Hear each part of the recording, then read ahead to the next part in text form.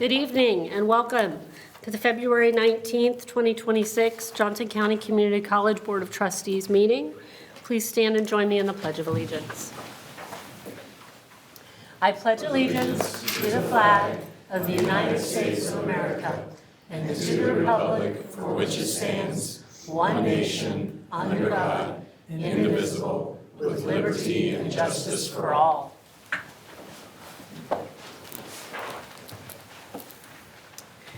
All right, in terms of roll call, it looks like that there are 6 of the 7 trustees here, with Trustee Jennings, I believe, on her way. I have that right. We're going to begin with our awards, recognitions, and highlights, and I'm going to turn it over to you, Dr. Mixa, to introduce our student spotlight. Well, we are excited tonight to have a wonderful student. Brecken Hoy will come up here. She is a business major and also an All-American soccer player, and she's going to talk a little bit about her journey here at JCC and her family. Thank you for having me. Good evening. My name is Brecken Hoy, and today I want to talk about something that has shaped not only my career, but who I am as a person: the morals and values of family and the importance of helping others.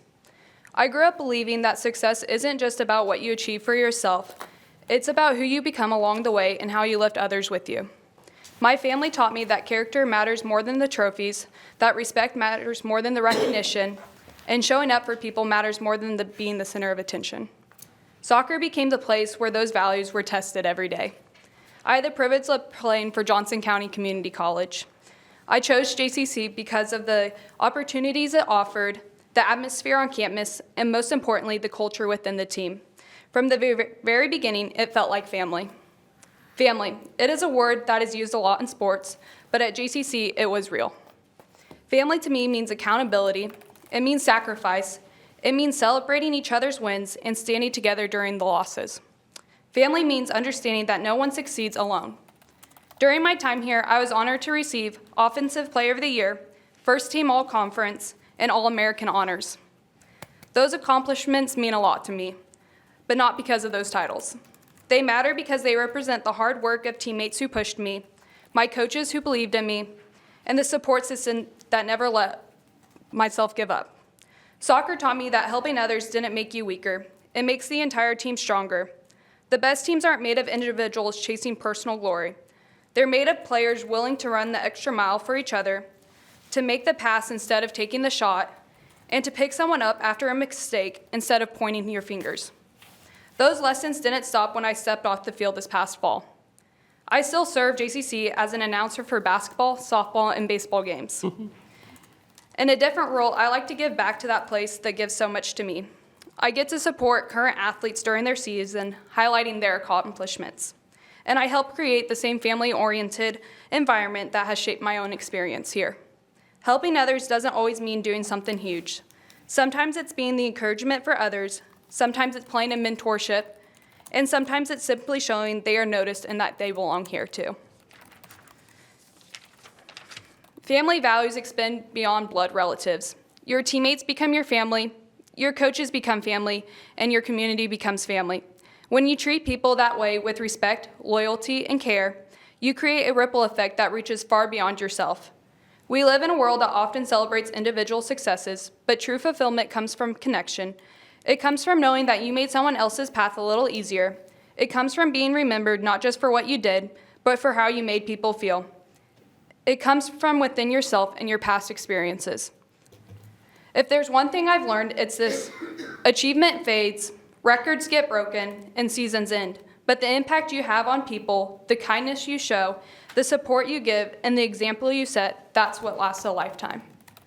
My journey through soccer and through JCC has taught me that being family-oriented isn't about where you come from and your blood relatives are. It's about who you treat people and how helping others isn't a distraction from success. It's the foundation of it. So whether you're on a team, in a classroom, at home, or at work, remember that your greatest legacy won't be your titles or awards. It will be the lives you touched, the people you lifted up, and the family you built along the way.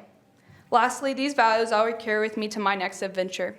After I receive my associates from JCC this spring, I am planning to return home to my family and finish my education at Wichita State University. I plan on finding a career where I can help those around me just as JCC did for me. In what direction that is, I'm still figuring out, but to me, that's going to be the greatest journey yet. but JCC has helped pave that path. So thank you to my coaches, Schwab and Alex, for taking a chance on me and bringing me here to JCC. And thank you to my athletic director, Tony, for accomplishing my goals and helping me excel. Finally, thank you for letting me talk here and share my experience here at JCC. Thank you, Brecken. I'm going to have you stay right there, okay? Thank you very much for sharing a little bit. Do I have any trustees with some questions? Trustee Rattan. What is your major and your position on the soccer field? Okay, first, my position is center mid, and my major, so I'm graduating from Johnson County with a liberal arts degree, and then I'm moving on to Wichita State, and I'm doing either business, as Mr. Tony said, or I'm going to do nursing. Okay, wonderful, thank you. Is Dr. Mixa trying to strong-arm you into doing it? Nick's talking about Tony, the athletic director. We're gonna vote on it later. Yeah. Which major.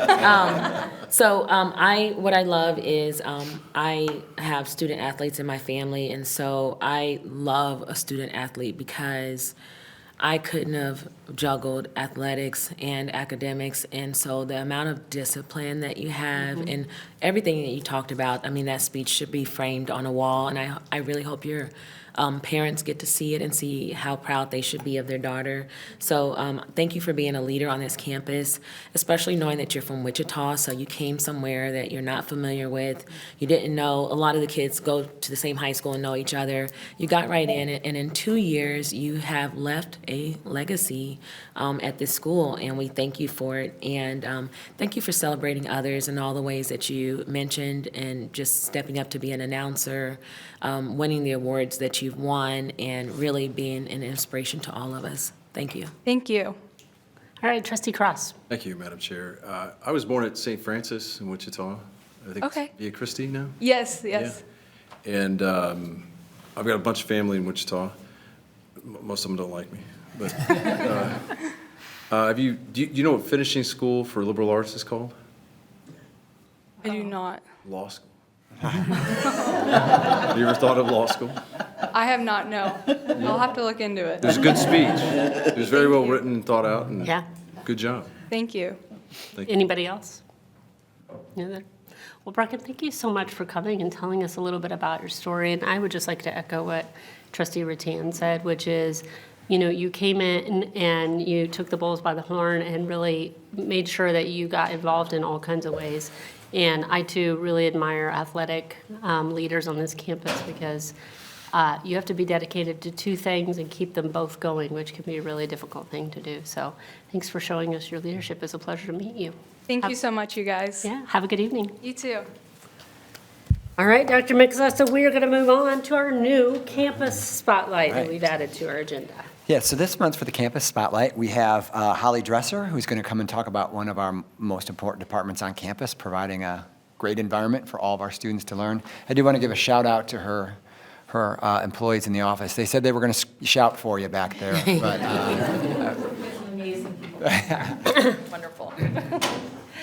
Well, hello, and thank you so much for inviting me to share information about access services, as our department plays a vital role in ensuring students and community members with disabilities have access to our campus programs and services and have opportunities for success.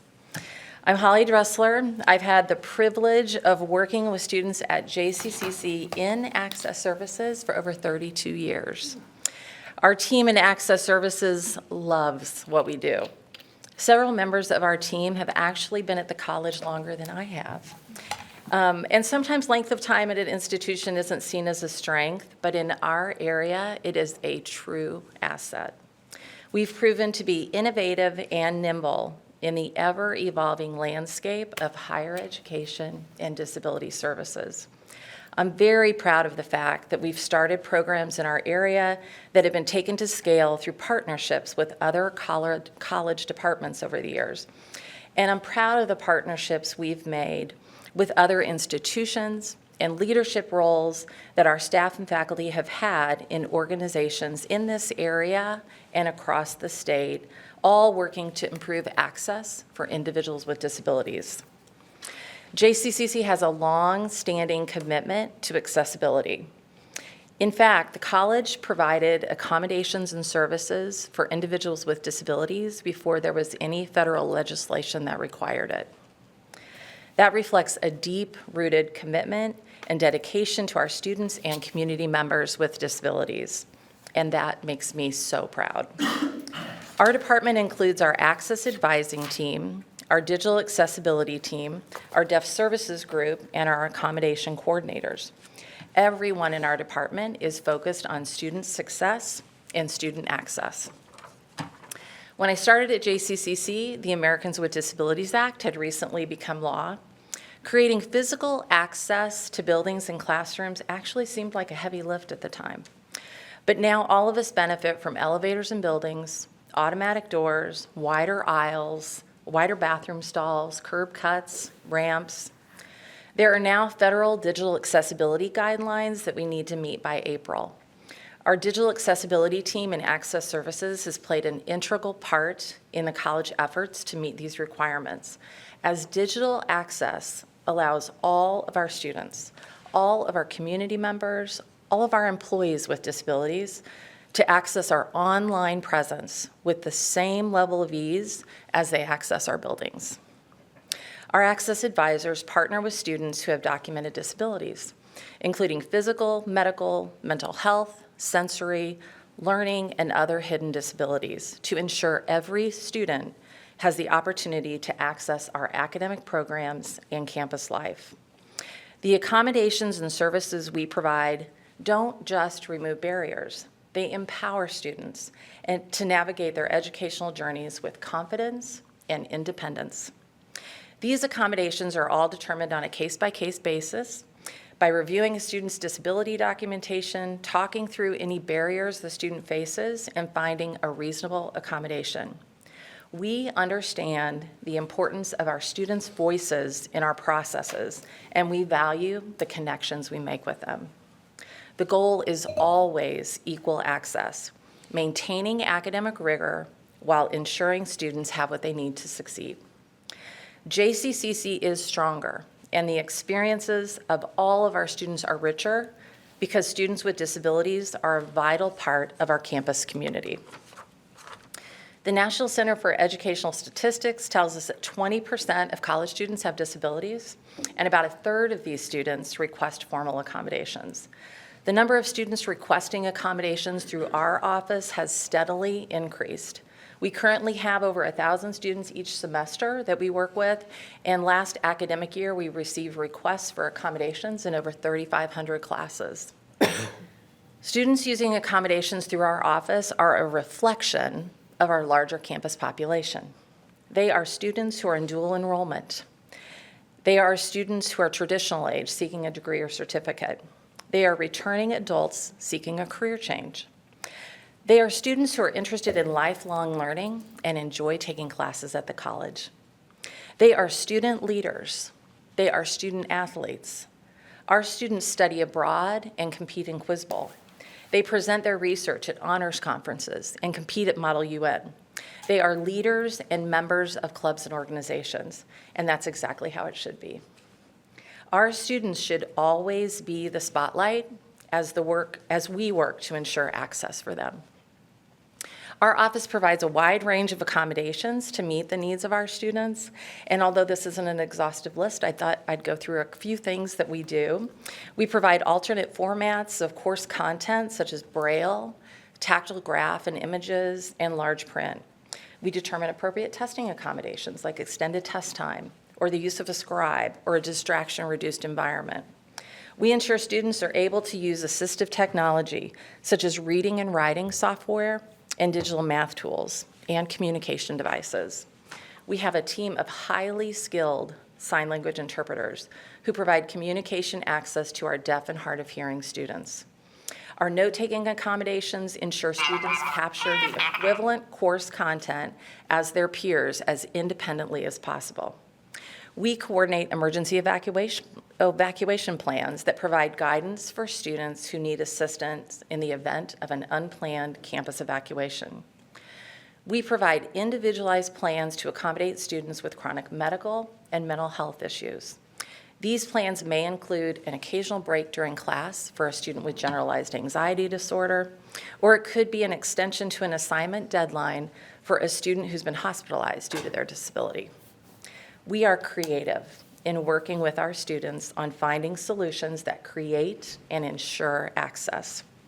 We work with many areas on campus. We have strong partnerships with our colleagues.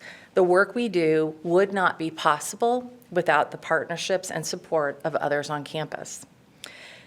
And we get to work with amazing faculty who are also true partners, ensuring students have access to their classes. The impact of our work may best be understood through student experiences. And we have a student story on our Access Services webpage. If you'd like to read it at some point, take a few minutes. But students' involvement on campus and students' successes demonstrate the power of providing access to, support of, and belief in our students. So we play an essential role in fostering an accessible campus where all students have an opportunity to thrive.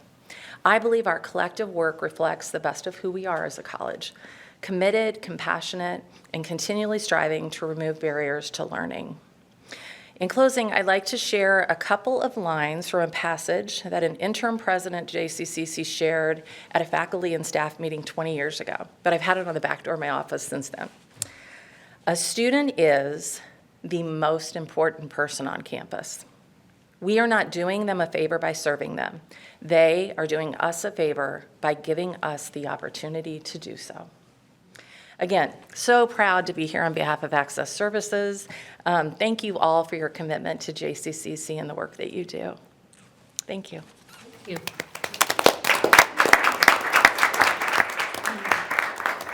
Holly, before we ask you some questions, I wanted to see if you could indicate and recognize your staff. that is Yes, here tonight. absolutely. How many staff do you have in Access Services? You know, I think we are at 27. Yes. Dr. Chantel Brosh is in the red sweater back there. Can you please And stand she, for us? coordinates our digital accessibility. Thank you. And Linda Markway works on accommodation coordinating, primarily note-taking. Okay, can I give them a round of applause? I'm going to write that down. It's 27. And we have a lot of sign language interpreters. So we have a big pool of sign language interpreters. Okay. All right, with that, any trustees have any questions? Trustee Jennings. Holly, I just want to say thank you. I've worked, I was in Blue Valley forever and a day, and I don't know if you remember me, but we have had so many students in Blue Valley that have accessed services through Johnson County Community College, and you were like a lifeline to many of those students. And I can attest to that because I was personally involved with those students. And if it weren't for you and your team, they probably would have not even continued to move forward. So I just want to say thank you for that. I mean, it's very broad in all the services that you provide, and you make a powerful difference in every student's life that's come through here. So. Thank you, Trustee Jennings. Trustee Carroll, did I see your hand? Yes, Okay. thank you, Madam Chair. Holly, thank you for, coming here. You and your team are amazing. This is pretty close to my heart, but you ensuring that they feel seen, and that they're a student just like everyone else is truly special, and thank you.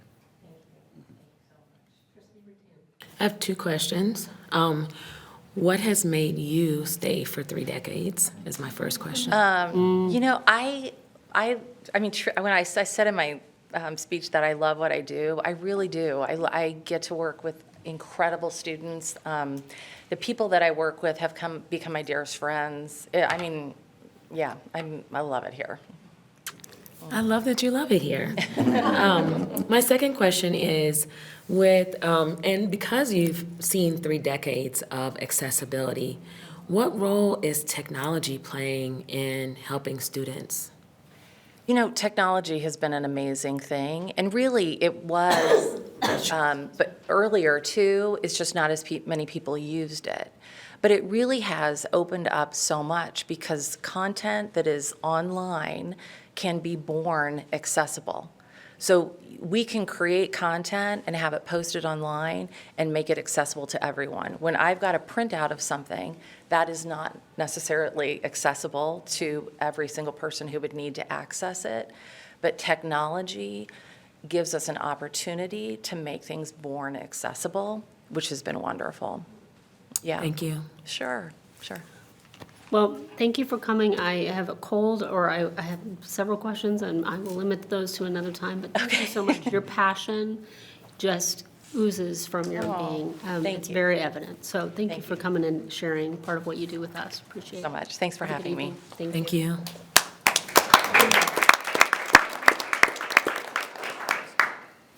All right, Dr. Mix, I think that concludes our awards, recognitions, and highlights. All right, we're going to move on to the open forum, and I understand we have no one signed up this evening.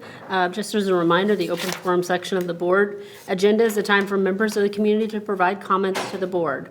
There's an open forum every board meeting, and you may sign up for the open forum section out front about 15 minutes before the meeting. But because we have no one signed up this evening, we don't need to address that. So we're going to move on to the board reports. And we're going to begin with Mr. Gonzalez. Welcome back, Oliver. The Student Senate report. I hope I can continue the momentum from those first two speakers. Yeah, that's pretty incredible. All right, so starting off, my name is Oliver Gonzalez. I'm the Student Senate President here. Recently, we've had 4 new senators who've been elected. These are all people who are committed, and on the horizon, we have 3 new who are going to be sworn in next meeting on next Monday, as well as a couple others who are showing interest in the Senate. So we're getting a lot of people into the Senate. This is good. We have a new public relations executive board member. This was technically the beginning of the semester, but this is my first time speaking here this year, so I just thought I'd announce that. And then we have upcoming Senate elections from March 23rd to March 26th. Also, another thing I would like to highlight is that the Student Senate is really pushing for the role as a voice of students. So recently, as an executive board, we've been pushing for our senators to go out and find issues on campus. And this has really brought interest in the Senate, and I think it's really made us so we can elevate issues. And so some of those issues have been, we've noticed that have been reported there's lack of windows in the doors and stairwells. So it's a security concern as well as a safety concern. So people who fall down the stairs or something, no one can see them in the stairwells, and so they won't be able to be seen. The door can be opened without noticing someone behind it, so they can be hit when they're opened, as well as maybe someone might jump them in the stairwell. So there's safety concerns there as well. There's a plethora of others, but we're making sure we connect those with the right people. And moving on, student and club organizations. We have 2 funding requests that were approved. Luna and International Club both requested funding and got approved for their events. And we've had 1 new club, Allied Scholars for Animal Protection. You may have seen their posters around campus. They're pretty involved, which is a good sign for a new club. And then we have a few upcoming events. So we have upcoming fundraising. We're doing for next year's Senate to have an easier time with events such as JCCC Gives or Trick or Treat for Kids. We're doing this through standard fundraising we've typically done in the past, such as Chick-fil-A or Raising Cane's. But also a new thing we've done, or we're going to do, is Just Giving campaign. And so we're working with the bursar's office. I know that several sports teams on campus have used this, and it's great success. It's basically like a text message you send out, and anyone they want to send out their family, their friends, anyone who wants to support the JCCC community, they can go and do so. And then finally, my last thing on my report is we have an upcoming Student Senate Service Week. So we're working with Clear Connect and other people like charity and others, not charity, but volunteering work. And this will be on April 6th to April 10th. And so that concludes my report. I'm now open for any questions. Okay, thank you, Oliver. Any trustees with any questions for Oliver? I have Jennings. one. So the Just Giving campaign, when will that start? I'm unsure on when it's starting. I believe it will start definitely, I think, by March. But By March, we're having someone okay. come in this next meeting to come talk about it and educate our senators on what it Great. is and everything. It's a great idea. Yes. Okay, thank you. Thank you. Any other trustees? Questions? Did you? No? Okay. Oliver, thank you very much. I would say for the Give giving plan, make sure that you send some links over to the president's office. There's some people at this dais who think you're pretty important, and we'd love to participate. Okay, I'll make sure to do that. Okay, thank you very much. Appreciate your report tonight. All right, always light and breezy and full of positive news. We have our college lobbyist, Dick Carter, coming to the podium to bring joy and cheer to all. It's not easy being breezy. Well, it's hard to believe that we're now 6 weeks into the legislative session, and today is the turnaround deadline for first turnaround. So bills that started in the House have to get over to the Senate and vice versa. When I left Topeka to head over here, the House was still working, churning through bills. They're now done with at least the bills that they're going to work the first part of the session. We'll see if they bless any bills. Senate did not bless a whole lot of bills. That term means that it gives life to bills that don't meet the deadline for turnaround periods. And we're going to start this all over on Tuesday, the 24th. So budgets have not been debated yet. That's the big ticket item for us. They have been worked in both the House Appropriations Committee and in the Senate Ways and Means Committee. I'm not sure when the House and the Senate will take those up. It's usually a full day of debate on the respective floors when they entertain the budget. There's more than just us that's in the budget. It's a full day of amendments and the respective chairs defending their budget positions. We went into that process this year offering up a $10 million gift to the legislature by realigning some of the CTE courses, meaning that those courses would not be funded. And so usually you don't give it the office before the process starts. I think that there was an idea that if we show that there's some understanding of what's going on at the state budget level, that they would take kindly to us. I think for the most part that's probably played out, although this past Monday we saw a few additional haircuts in the Senate committee when they were addressing some of the higher ed budget issues. We know this much. We'll receive the amount that we need in tiered and non-tiered funding.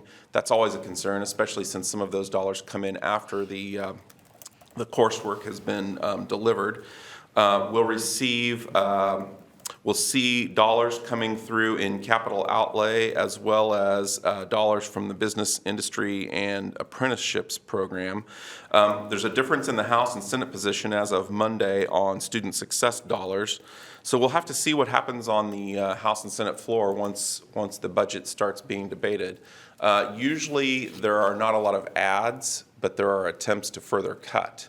And so I think that that's something we'll have to remain vigilant for once that process starts to play out. And then the real issue and the fight comes in the conference committee process, where the three leaders on the Senate Budget Committee, the three leaders on the House Budget Committee sit across from each other at a table very much like this and work out the budget differences. And that's where we have a lot of behind the scenes work that goes on. So we'll be waiting for that. That'll all occur after the turnaround period over the course of the next month.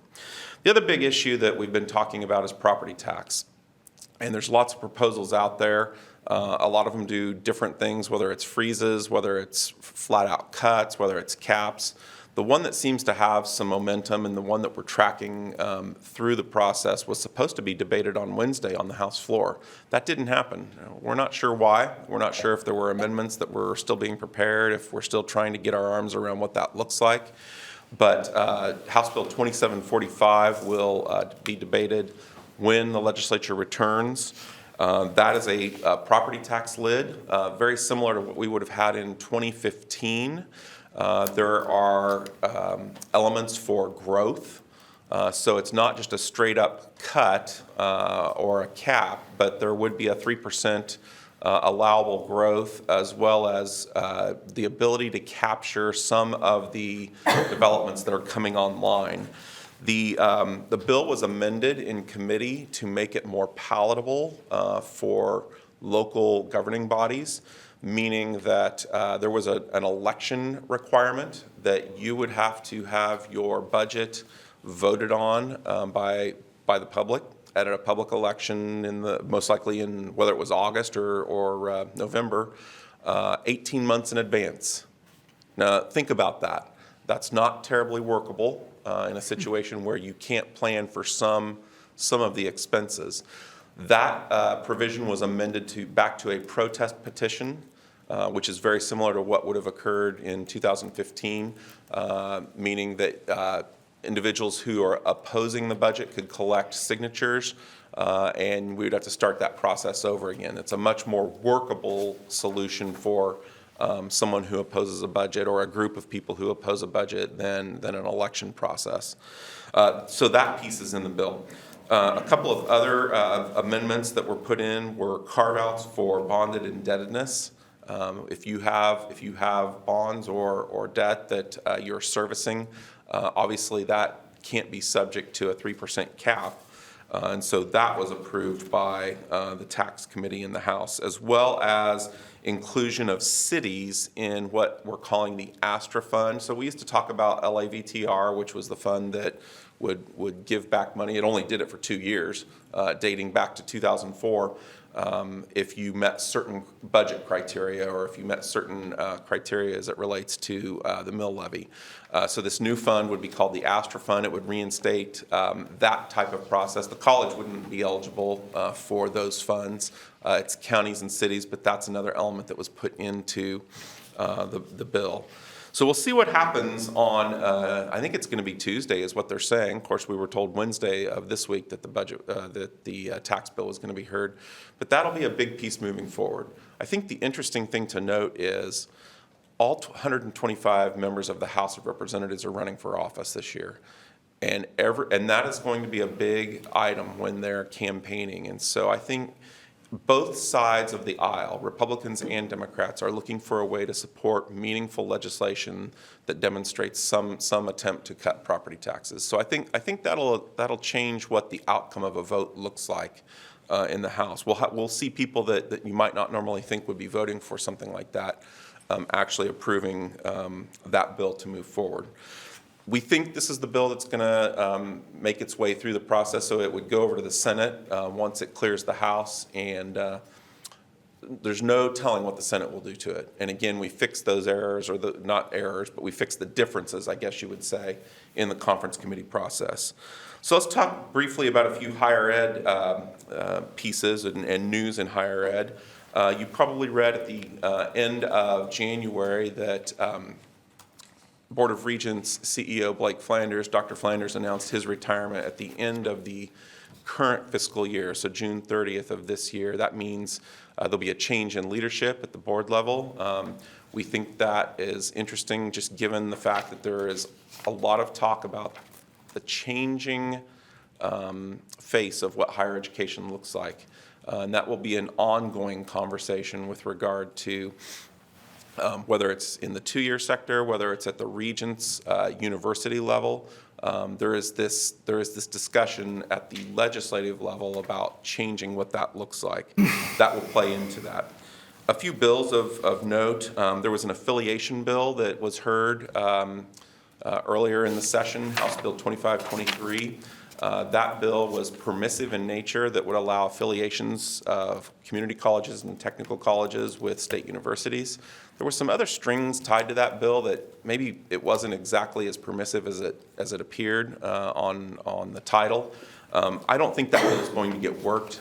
It certainly was not passed out of committee and will not meet any of the appropriate deadlines for turning around in the process.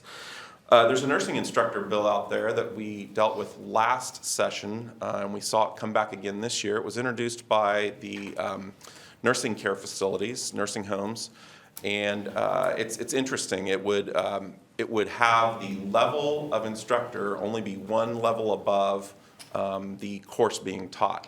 That's not consistent with the way we do things around here.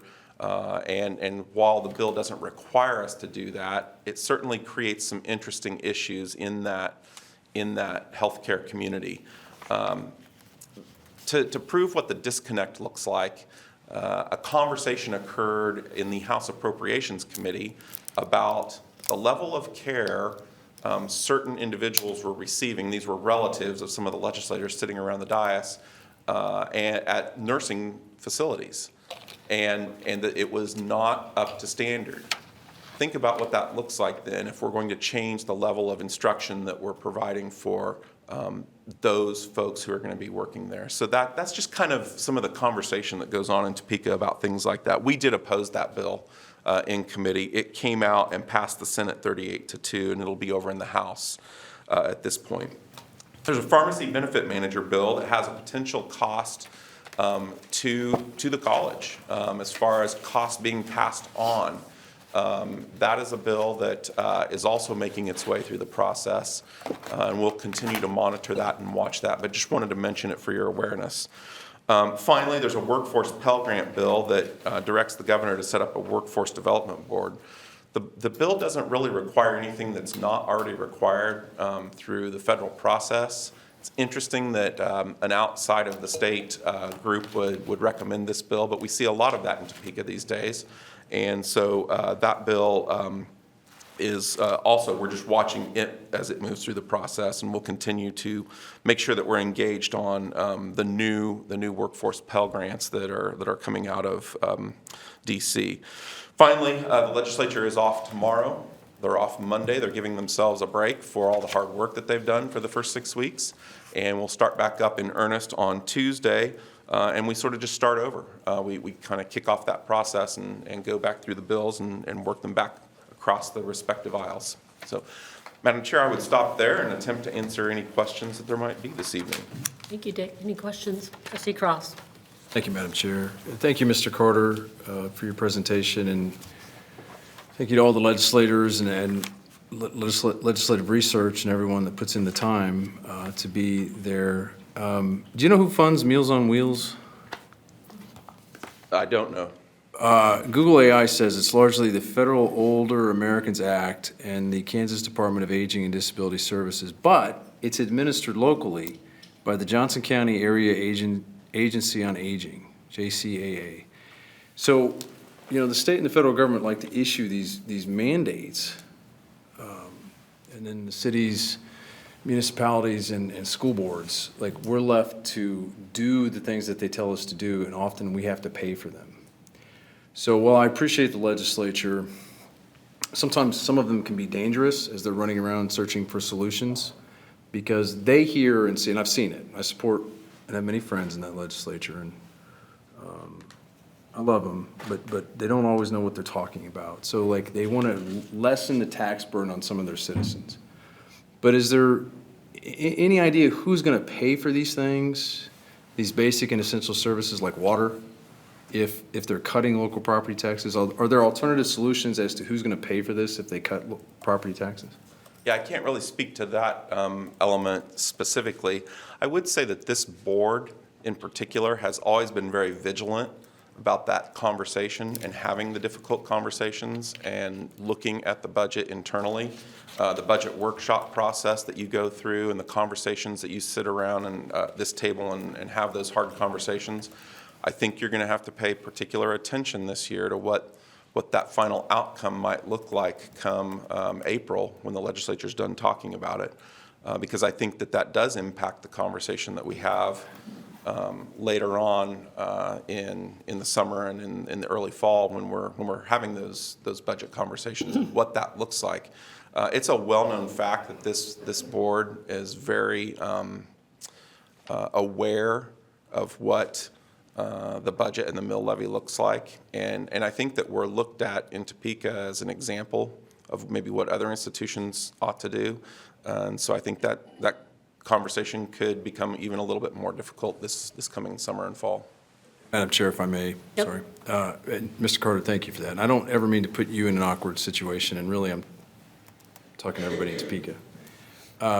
Okay, so if there's no plan to pay for the things they're going to cut, who's going to deliver the essential services that we got to go cut because they're cutting local property taxes? Are there solutions or any state proposals as to starting new state agencies or making arrangements, or who's going to pay for schools, who's going to pay for Meals on Wheels or administer Meals on Wheels or mental health? Or Commissioner Becky Fast is a friend of mine and goes to my church, and she gave a great presentation, really in like a hour on everything that the county does here. And we're blessed in Johnson County to have the money and wealth and real estate wealth that we have, and let's not pretend otherwise.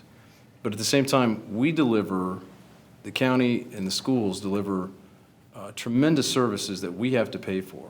And like right now, I think the burden is like at 66 to 68% on the local taxpayer, and that's high. And while I may be liberal or redistributionist, like I challenge this board to be aware of that rate, and it's high. We have, with my support and many of our support, I realize we need to raise tuition and fees consistent with inflation, but we're keenly aware of what we're charging in terms of taxes and the mill levy and the need that we need to, the money we need to meet the need for our mission. So are there any designs for new agencies, or who's going to deliver these services? Yeah, I can't speak to that. Okay. So then, is it the first 10 or 20 mills of K through 12 that go back to the state? First 20. Yeah, Kansas has got the goofiest tax system, save maybe Missouri. And so are they mad that we're charging all this money, or are they mad that they don't have it in their general fund? Well, you should also know that the 20 mills are typically exempted from any of the caps or cuts that are part of the ongoing property tax discussion. And there's a level of awareness in Topeka about that. I think folks who are elected to represent us in Topeka are ever concerned about the court cases surrounding K-12 education, and so there's a fear of doing too much there as far as what those cuts would look like. But the 20 mills are still part of the property tax that's collected. You can add the local option budget on top of that. Those numbers get pretty high depending on where you're at in the state. So really one final thing, because I'll talk to you all night, and I'm sorry to keep you, and I thank you for the time, Madam Chair. You know, once upon a time, in proving there's no hero worship in politics is Bill Clinton, right, before he shows up on certain lists and files. But Bill Clinton lost his reelection to governor in 1980 in no small part because, let me get this right, he and his administration thought that they were going to fool people by passing fees on major highway programs and increased taxes on motor fuels and higher registration fees for automobiles and trucks. So if they're going to cut our ability and interfere with local control, then are these geniuses going to figure out ways to pay for it? Are they going to raise the income tax, which they're all, since 1990, that's been an anathema. I mean, are they going to go find ways to raise fees and other alternative, what's the term, revenue enhancements? I think we're going to have to increase the charge for your electric car that you drive to. Look, I thank you, Madam Chair. I just thought I'd ask some questions. Any other questions? Quick question about the workforce Pell group. So we talked about this a little bit when we were in DC, and I was under the impression that there was already an existing committee in Kansas that can kind of work through this. So, but from what you're saying, it sounds like the legislature has to put together this committee it'd be the governor who'd be operating it, but it doesn't exist currently? Well, I think we're going to have a little bit more of a conversation on that internally with some of the folks at the college about how we move forward and what that looks like, and making sure that we're in alignment with what is already occurring at the federal level. I don't think the bill's necessary. I just wanted to make sure that we have an awareness of it. We see a lot of these types of pieces of legislation that come from think tanks outside of the state. And we have a legislature who's willing to hear those bills and sometimes advance them. So that's kind of the position that we're in right now. Because I had it wrongly or appropriately assumed that Kansas Works would be the group that would work through this, so. Yeah. Okay, thanks. Trustee Holton? Thank you, Madam Chair. I want to make sure I understood you correctly when we were talking about the nursing things. Did you say that our nurses aren't as qualified as we want them to be, and we're saying we need to increase the education for those nurses that we're putting out into the system? So the nurses that come out of JCCC frequently score higher on their state boards than nurses who are coming out of other schools and other four-year programs. Okay. We're doing it very well. I don't know, guessing here, but I think that almost all of our instructors are at the master level for the nursing requirement. What the bill would say is, and again, I don't know the distribution levels of the various nursing programs, but you could have an LPN teaching a CNA. It has to just be one level above to be an instructor. It's a permissive bill. It doesn't require that, but it does create issues when you talk about staffing, when you talk about class levels and who's offering those programs. I think we're going to continue, and I shouldn't speak for academic folks, but I would imagine we would continue business as normal here. But it creates an issue with the workforce and the type of product that you're putting out there if you're lowering the standards of what those instructors look like. One more? Yep, go Thank for you. it. Do you guys talk about, or does the legislation talk about any sort of legislation around the loss of talent that we have in the state of Kansas that tends to go maybe to other states, and that we aren't doing as good a job of maintaining people in our state? And if they do, what do they say? Yeah, one of the outcomes of a conversation just like that would be the Kansas Promise Program, and it was designed to be the last dollar scholarship for students in Kansas to go to a two-year college and then stay in Kansas. And there would be a 2-year work commitment for something like that, and it's designed to keep that talent here.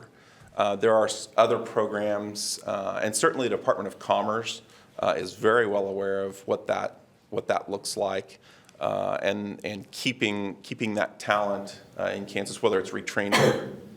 There's retraining dollar incentive programs that we probably help with through some of our certificate or continuing education courses.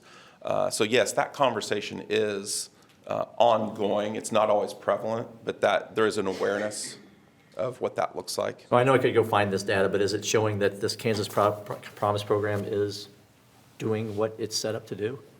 I think so. We have students that are enrolled in that program. It's a little bit more difficult when you're a border, when you're a community on the border, because students don't want to limit themselves to just having to stay in Kansas when you might get a job offer in Kansas City, Missouri, which is just 10 minutes away.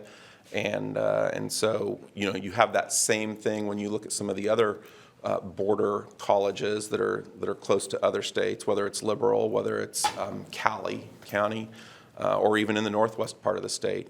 I think that they're working. The programs are, they've hit the level of where we're at as far as the available dollars to be used for those programs. So those are great questions, and I think it's a conversation that does continue. Thank you. It's ongoing in Topeka. Thank you. Thank you, Trustee Dalton. Trustee Cross. It's two brief things, Madam Chair. Mr. Carter, I don't mean to embarrass you at all, because I think your extemporaneous presentation tonight has been great. Was there a memo you gave us this week, this month? Did I miss it? A memo? No. Report. The report? Yes. Your legislative report. Oh, yeah. I think it's like I missed 7 it. pages. I'll It came get late today, I believe, Okay. right? That's Thank you for correct. that. Yep. Because really, you had a lot of great information tonight. And then number two, who, on the nursing issue, and my mother's an LPN graduate from this school, and we have the money and the capability to keep doing what we need to do. Who's pushing the lessening of the standards for the nursing standards? Yeah, the bill was introduced by a group called Leading Age. It's an association, if you will, for nursing care facilities. And I would imagine, both my parents are from rural areas, like, there's a need in rural Kansas for this? Is that? I think there's a need all over. All over, okay. So I'm just trying to understand, because I don't really want to diminish at first blush if there's a need. Thank you, I was just trying to understand. Okay, any further questions? All right. I did have one, Dick, when you went over the tiered and non-tiered, I didn't quite catch the end of that. Are we set to get currently about the same? Is that our anticipation, or are we? There's a formula that goes Right. into producing what those dollars look like, and it's actually an increase because of the course load and the number of students. So we will get what we are expecting Okay. in those two categories. Okay. Thank you for that. I appreciate your report, and appreciate you being there in Topeka. It's always a fun ride this time of year. All right, thank you so much. We're going to move on to our shared governance report with Caitlin Krumsick. Welcome, Caitlin. Good evening. I'm Caitlin Krumsick. I'm the director of our Academic Achievement Center here on campus. So today, Jamie Cunningham, who's the ABC chair, Ann Turney, who's the staff council chair, and myself had the opportunity to talk with the Rising Leader Academy here at the college, and we got to talk about chair governance. I think that this time was meant to benefit these folks as they learn more about chair governance, but if I'll be honest, I feel like I walked away with some really good reflection time. So my thoughts here are new reflections of only about 5 hours, so bear with me. But one of the themes that came up again and again in the answers that we gave to these folks, really their thoughtful questions, was that so much of the work that we do as chairs, and more broadly the work that members of ABC Staff Council and College Council do, is really relationship building. Now this may seem rather obvious, but I am somebody that has no relationship building skills in my top 5 strengths, so this was kind of a revelation to me. I am definitely far more comfortable with agendas and to-do lists than I am with any kind of meet and greet situation. So I've shared a lot in this report that shared governance has been working on strengthening communication, but I think one of the core tenets of good communication is relationship building, and today really reminded me of how important that is. So I would just want to take a quick example of the 3 chairs, so Ann, Jamie, and myself. Prior to this year, I really didn't know either of them well, personally or professionally. Ann and I had some occasions to collaborate in our work with students, but rarely do I work with science faculty, and had little reason to interact with Jamie. But one of the things I wanted to do as I moved into the College Council co-chair role was to foster better communication between the 3 councils. So I put together time on our calendars every 2 weeks just to chat. I assumed that this time would be spent talking about what's going on in Staff Council and ABC, and discussing what topics would bubble up to the College Council level. But that is only part of the fruit that has come from these every other week conversations. More than just discussing business, this has become a time we've gotten to share our different perspectives as staff and faculty, which is very valuable. We've gotten to learn more about each other's jobs and the challenges and joys that come with our work. And we've gotten to hear about vacations and kids and life. And so in this time, I've gotten to know them on a deeper level. They've become colleagues whom I respect and whom I trust. I think generally college employees build strong relationships with their peers and their colleagues and the folks they work closest with. But how are we working to build relationships between faculty and staff, between administration and employees? And how are we dedicating time to building those relationships? Because it really does take time. If memory serves, Dr. Mixa posed similar questions in his remarks in January. And while I don't have answers to these questions, I do believe that shared governance has a role in all of this. And I do think we've made some strides in this area just in this last year. So the PLD pause was an opportunity for folks to get out of their offices, away from their regular work, and connect with one another. And Staff Council is launching Coffee with Staff Council as a way to get to highlight different areas across campus, while also making space to allow employees to get to know one another, again, outside of their offices and away from their daily work. My hope is that shared governance can continue to provide opportunities like this to make space for employees to get to know one another, regardless of job, employee classification, or title. And ultimately, through these relationships, we as a college can have better communication, problem solving, and respect for one another. So those are, again, very raw thoughts, but that is my report for this month, and so I'll take any questions. Any questions for Caitlin? Trustee Rattan. Just to say thank you for that report, and I do agree that I think relationships are the intangible thing that gets work done faster or better or under budget, et cetera. I think it leads to the tangible results that we need, but we don't feel it or touch it or see it, but it goes so far. So thanks for sharing that. Trustee Jennings. I also want to thank you because you started out saying that those relationship building aspects are kind of not your wheel, but the fact that you really walked away today and really reflected on that, thank you for your vulnerability and sharing that, because, we all kind of come at our world in our own little way.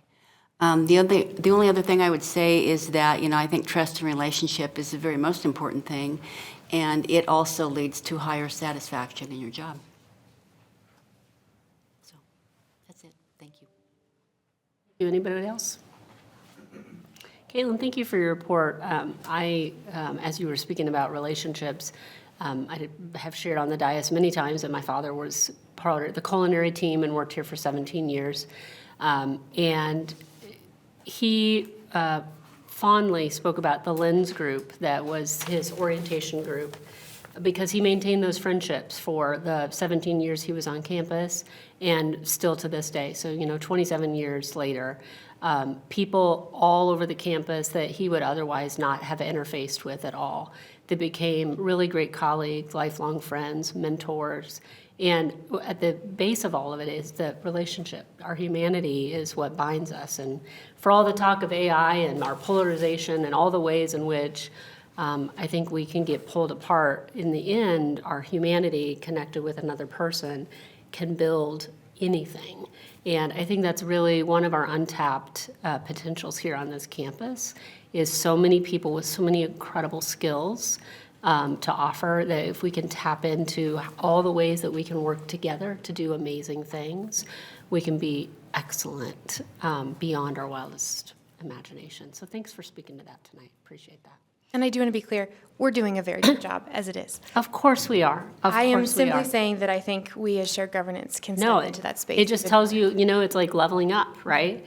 Like, yes, of course we do that. In many ways, the Lens Group thing has been around forever, but doing it more, let's say, with more purpose is a great thing to speak to. And I appreciate you telling your part of that story. So, Thank you. Have a good evening. All right, with that, we're going to move on to our Faculty Association report with Ms. Olivares. Did I do it right? Did I butcher? Okay. Good evening. Thank you so much. Irene Olivares, Associate Professor of History, President of the Faculty Association. In this report, I want to highlight faculty who are advisors for our student organizations. And as I was looking through the Get Involved page where all of the events are listed for our student orgs, I was like, wow, these are very exciting things that I wish I could participate in. And I do want to say that there are very many organizations on campus because of the financial support the college provides to make those opportunities available to our students, and then also the great work of the staff and student life who put all of this together and support our students. And I do want to emphasize that all of these student organizations are student-led and reflect the interest of students. Faculty advisors are there to assist them and help the students carry out their goals. Several of the organizations I'm going to highlight have faculty and staff who serve as co-advisors. So speaking of areas where faculty and staff can collaborate, advising student organizations seems to be one of those great areas. I want to start off with Hugh King. He's an associate professor of electronics, and Professor King advises the Autonomous Vehicle Design Team. This design team does hands-on work with robotics, drone technology, computer programming, and mechanical and electrical engineering. Danny Alexander, professor of English, and Azadeh Rafizadeh, assistant professor of mathematics, advise Roots and Routes. Roots and Routes uses cultural events and programming to advance respect of Arab and Asian customs and cultures. Amanda Glass, Associate Professor of Chemistry, advises the Gender and Sexuality Alliance, known as GSA. Students in GSA come together for socializing, understanding, and support. Lauren Kimball, Associate Professor of Animation, advises the Animation Club. Students in this group draw games, have draw pile sessions, which I had to look up. It's like collaborative animating sessions, host movie nights. And I do want to say Professor Kimball her students, she encourages them to participate in international competitions, and consistently JCCC students in her animation class score high and win all sorts of awards. And I think Dr. Mixa heard some of those presentations when you attended our division meeting, and I know that was a long time ago, and you've had life since then. Professor Eric Glorg, Associate Professor of History, advises History Club. History Club hosts faculty and student speakers at weekly meetings. Last semester, I remember one of the students presented on artifacts that they personally own, and artifacts from World War I, so that was really, really exciting. Peyton Reichert, Assistant Professor of Business Administration, advises the newly established Finance Club. This club focuses on financial literacy, investment, and real-world business skills. I met with Professor Peyton on the day that this club was going to meet for the first time, and so he was very excited to share what they were planning. Omar Conrad, Professor of Philosophy, advises Christians on campus. This group meets for prayer, Bible study, and community service. Professor Conrad also wanted me to share that the philosophy department gave out 4 $500 scholarships this year to students in philosophy classes. And this scholarship was created by Professors Omar Conrad, Dennis Arjo, and Don Gale with proceeds from their co-authored textbook, Ethics Introduced, Readings in Moral Philosophy, first published in 2019. And I do want to say, if I'm not misremembering, that book came out of a sabbatical. So kind of showing how sabbaticals give back to our students. And then these are the following clubs have faculty and staff as co-advisors. So Beth Gully and Marianne Kunkel from English and Erin Hertel, writing tutor, advise the Creative Writing Club. This club hosts workshops and activities that allow students to share their love for writing and share and read each other's works. Emily Plotkin, a counselor, and Michelle Benjamin, the suicide prevention coordinator, advise Active Minds. Active Minds raises awareness of mental health issues on campus. Ann Dotter, Associate Professor and Director of the Honors Program, and her team, made up of Melissa Nolan and Reagan Baker, advise the Phi Theta Kappa Honor Society. Kotoko Grass and Yosei Sugawara, Professors of Japanese, and Karen Miller, Director of Global Engagement, advise the Nihongo Club. The Nihongo Club hosts Japanese conversation tables, cultural workshops, and volunteer opportunities. So those were the student clubs. I do want to end by letting you know and inviting you to an event taking place in the CoLab next week. Next week on Tuesday at 12:30, Susan Johnson, Professor of Engineering, will explore the mechanical tool that built the 20th century in an event called Engineers, Slide Rules, and the Analog Age. I added that to my calendar because it sounded very exciting. So if you're available next Tuesday at 12:30 in the CoLab.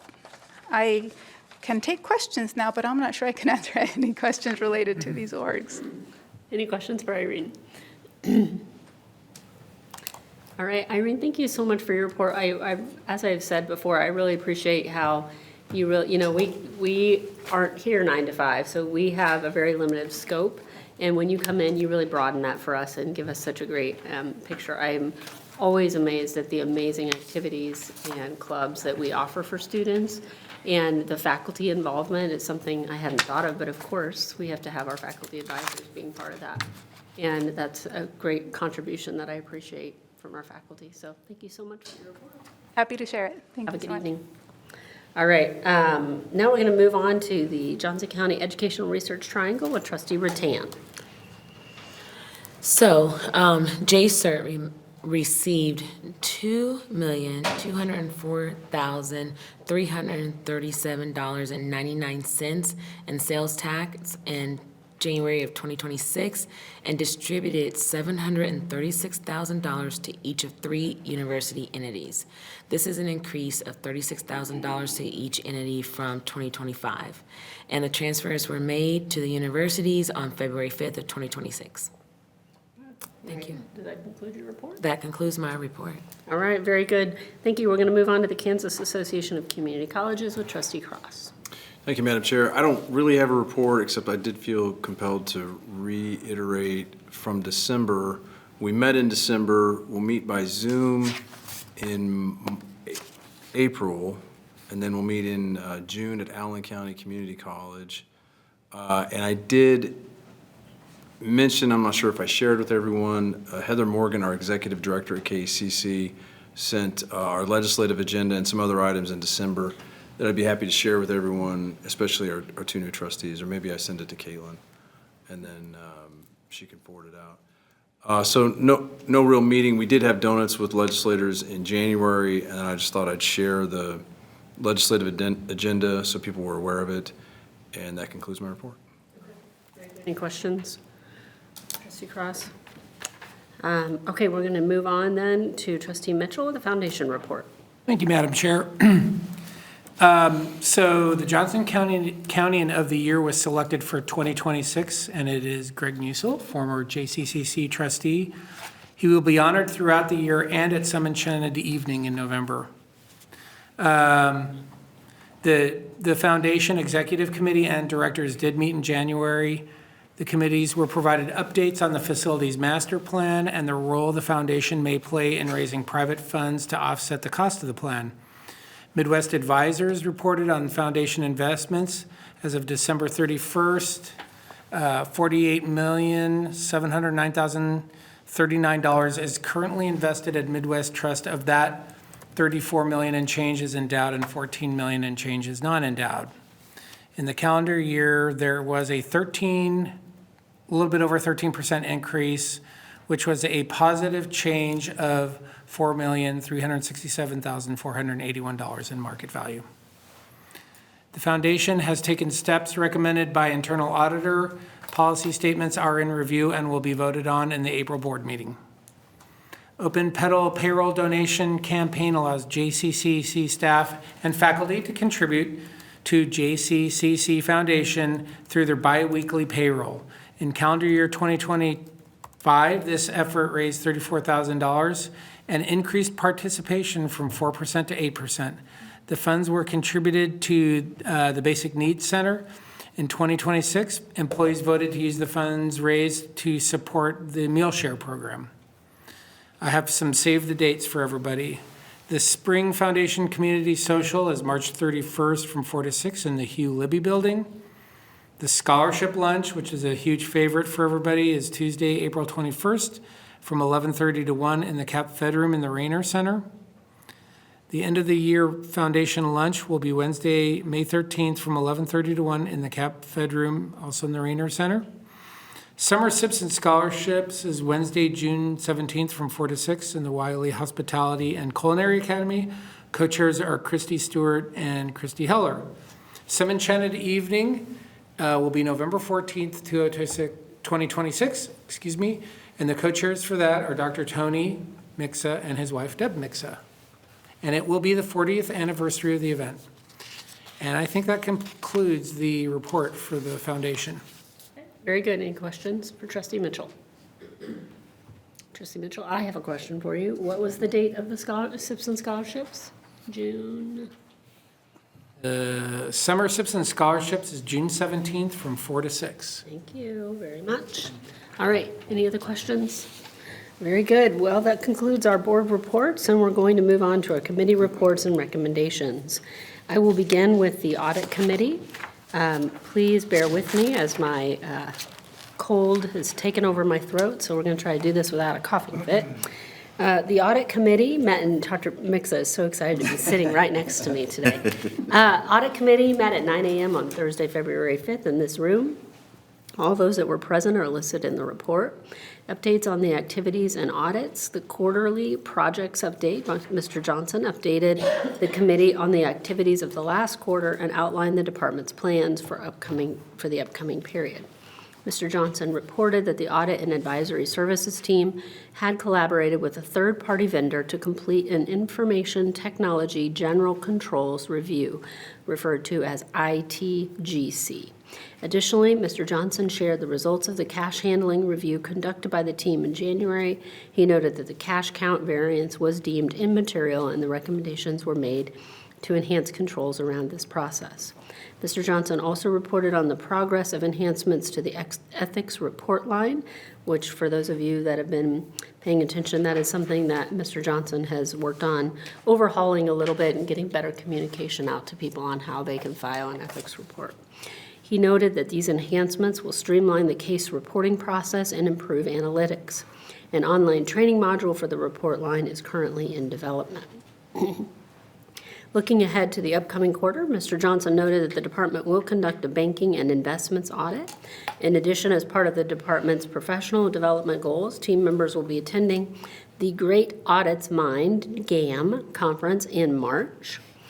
Mr. Johnson shared an update on the status of the open recommendations, which you can find in your board report. Of the 8 open recommendations, 7 are from the recently concluded foundation audit, which are being addressed. As mentioned in Trustee Mitchell's report, all recommendations are being addressed. Mr. Johnson also presented the ethics report line update for the quarter between October 16th and January 21st of 2026. 81 reports were received. 61 were entered by identified reporters and 21 were entered by anonymous reporters. As of January 21st, 2026, 70 have been reviewed and closed, and 11 are in process. We then conducted an executive briefing after the audit meeting where we went over the findings from the results of the IT General Controls Review. Just to add a little bit more to that report, this is the first time that the audit team has done this kind of large-scale IT audit. And so I want to give kudos to Mr. Johnson for leading that up and for seeing that as sort of one of the areas where in his particular team there isn't experts on campus in the IT audit world, and that's a very important skill set, but also a real big vulnerability for us with our size and the amount of technology we use on campus. So everything that the company found is all being worked on, and nothing to mention, but just that in audit, in the world of audit, really recognizing the areas in which we have great experts on campus. They have a very small team, and they do a lot for us internally, but there are other places where, that expertise will give us an understanding and be able to, pull back the covers on some things that maybe we need to be aware of. So with that concludes my report. Are there any questions about the audit committee? Okay, seeing none, we're going to move on to the Board Governance Committee by Trustee Mitchell. Thank you again, Madam Chair. The Board Governance Committee met at 11:45 a.m. on Wednesday, February 4th in this room. Information about that meeting can be found on pages 4 through 5 of the board packet. We did a review of 100 series policies. Kelsey Nazar, General Counsel, led the review of the following policy: the Code of Conduct Policy 114-01, the Code of Ethics Policy 114-02, and a Resolution of Censure Policy 114-03. The Board Governance Committee did not propose any changes to these policies. And then we had a retreat planning discussion. I led the discussion on the agenda items for the next board retreat. I discussed possible topic ideas such as facilities master plan and strategic master plan. The retreat will be planned for a date in March or April of 2026, and I think the process of getting that set up is underway. On the 2026 working agenda, I presented the board governance working agenda, which can be found on pages 4 and 5 of the board packet. And with that, I have a recommendation, Madam Chair. Yes. It is the recommendation of the Board Governance Committee that the Board of Trustees approve the 2026 Board Governance Working Agenda. Okay, moved by Trustee Mitchell. Do I have a second? Second. Second by Trustee Jennings. All in favor? Aye. Aye. Yes. All opposed? All right, this carries 7-0. Thank you. Trustee Mitchell, you may proceed. The next Board Governance Committee meeting will be on May 6th of 2026. And that concludes my report. Thank you, Madam Chair. Very good. Any questions for Trustee Mitchell? I will just say, since we were going over dates, we are tentatively going to pencil in April 4th as our retreat. So if you want to pencil that in, that was the only one we could all agree on. That is Easter weekend, so we're looking into whether our staff is date was it? available. Sorry. April 4th. It's Saturday, April 4th. Tentatively, we're going to see about that, so. Just want, I know our schedule's fill up quite quickly, so. Moving on, we are going to go down to the Employee Engagement and Development Committee by Trustee Cross. Trustee Cross. Madam Chair, April 4th, I might be at the Final Four. Like, Sorry, you're not allowed to. Madam Chair, thank you very much. The Employee Engagement Committee, didn't this used to be HR? Yes. Yeah. The Employee Engagement and Development Committee met on Wednesday, February 4th, 2026. We had Christina McGee, the Vice President of Human Resources, provided the committee with an update on some of the human resources initiatives, which included a status update on the compensation study RFI development and implementation timeline, the HR procedures webpage. And she noted that a recommendation for the benefits consultant company will be shared at the March Management and Finance Committee meeting, though sadly not with our committee. Ms. McGee also provided the committee with a status update on the college's strategic bridge plan, employee engagement goal, sharing that key metrics for measuring employee engagement have been finalized at the college as the college looks to increase the average job satisfaction score. She also indicated that sub-teams of JCCC employees are being formed to help assist the strategy teams. It's bureaucracy, it's awesome. For the recruitment and retention, organizational culture, and employee development areas of the bridge plan. Ms. McGee shared that Human Resources has also been working on several internal strategic initiatives, and she pointed out the top 5 items in progress. 1, the HR procedures webpage. 2, developing an HR dashboard. 3, launching an employee benefits survey. 4, tailoring recruitment communication to potential applicants. And 5, designing and implementing career development and succession planning procedures. Ms. Rachel Haynes, Director of Employee Engagement and Development, and Dr. Faral Janab. Thank you. Director of Faculty Development, presented updates on attendance at fall and spring classes and professional learning days, PLD sessions. Ms. Haynes reported that pausing college operations to allow employees to attend the president's remarks and shared governance updates resulted in the highest attendance of the week with 770 participants. Ms. Barbara Cooper, Director of Human Resources, presented the results of the 360-degree supervisor evaluation. Ms. Cooper explained the supervisor evaluations are launched each November and measure how satisfied employees are with their supervisors. Ms. Cooper noted that the scores for most questions are trending higher year over year from 2023. And I will say that a lot of work went into that result. So, Madam Chair, that concludes my report, unless there's any questions. Any questions for employee engagement? Trustee Cross. All right, seeing none. Trustee Cross, I think you're off the hook, and we're going to move on to Thank you, Madam Trustee Chair. Mitchell once again this evening. Trustee Mitchell with the Management and Finance Committee report. Thank you, Madam Chair. The Management and Finance Committee held their meeting at 8:30 a.m. on Wednesday, February 4th in this room. The information related to that meeting can be found on pages 9 through 12 of the board packet. Here's some reports. Auxiliary Operations Update. Ashante Thompson, Executive Director, Auxiliary Services, presented an update on auxiliary operations, including the bookstore, dining services, and Hirschsteiner Child Development Center. He reviewed the organizational structure, current operational initiatives, strategic plans, and financial results for the past 5 years. Financial ratio analysis. Megan Casey, Vice President, CFO, reported on the college's fiscal health using the Composite Financial Index CFI ratios based on audited financial statements for the college and the foundation for fiscal year ended June 30th, 2025. This information is compiled annually to track financial ratios for JCCC over time and provides comparisons to selected comparative institutions. On the other agreements front, Rachel Lears, Executive Vice President for Finance and Administrative Services, presented an agreement with Great Jobs KC. Details can be found on the consent agenda portion of the board packet this evening.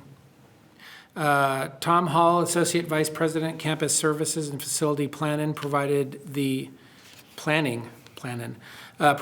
committee with information on facilities projects from the Capital Acquisitions and Improvements Matrix. The Management Finance Committee has the following recommendation to present this evening.